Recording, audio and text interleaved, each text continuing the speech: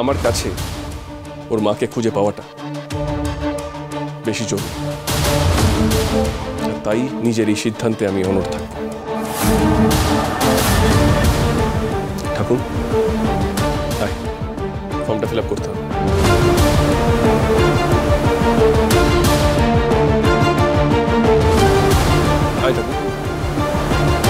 হ্যাঁ ঠিক আছে, ঠিক আছে, তোমার যা ইচ্ছে যা মন চায় তাই করো।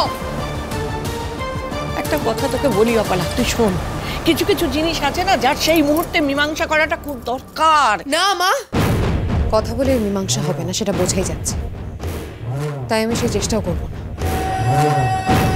দ্রোণ আমাকে জাজ হতে দেবে না।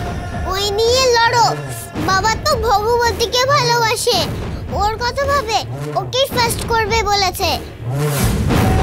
বাবা তো আমাকে কম্পিটিশনে নিয়ে যাচ্ছে না, আমার জন্য তো ফর্মও আনলো না। ভগবতী বাবার কে হয়? নিজের মেয়ের চেয়েও দামি।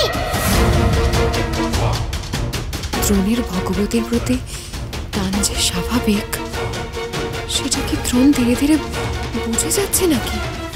ভগবতী গান গাইবে, তুমি জাজ হবে, আর আমার কথা কেউ ভাবছে না। আমিও যে গান গাই সেটা যেন কারোর মনেই নেই। শোন কথা,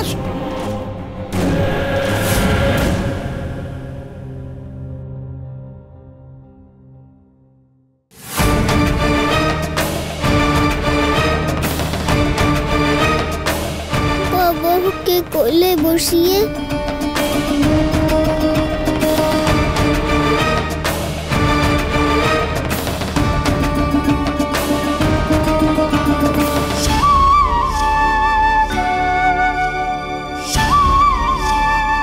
কাউকে চাই না, আমি চাই না আমার কথা ভাবে না, চাই না আমার কথা ভাবে না, কাউকে না। রিম্পি, কি হয়েছে রিম্পি সোনা? কাউকে চাই না আমি, কেউ আমার কথা ভাবে না। কে বলেছে? কে বলেছে কেউ তোমার কথা হবে না? আমি তো ভাবি মা, আমি তো ভাবি তোমার কথা। কি হয়েছে? এত কিছু পরেও বাবা আদর করে ভগবতীকে ফর্ম ফিল আপ করাচ্ছে। বাবা ভাবছে ভগবতীর কথা, তুমি ভাবছো তোমার নিজের কথা। ভাবতে হবে, আমাকেই ভাবতে হবে, নিজের মেয়ের পাশে আমাকেই দাঁড়াতে হবে।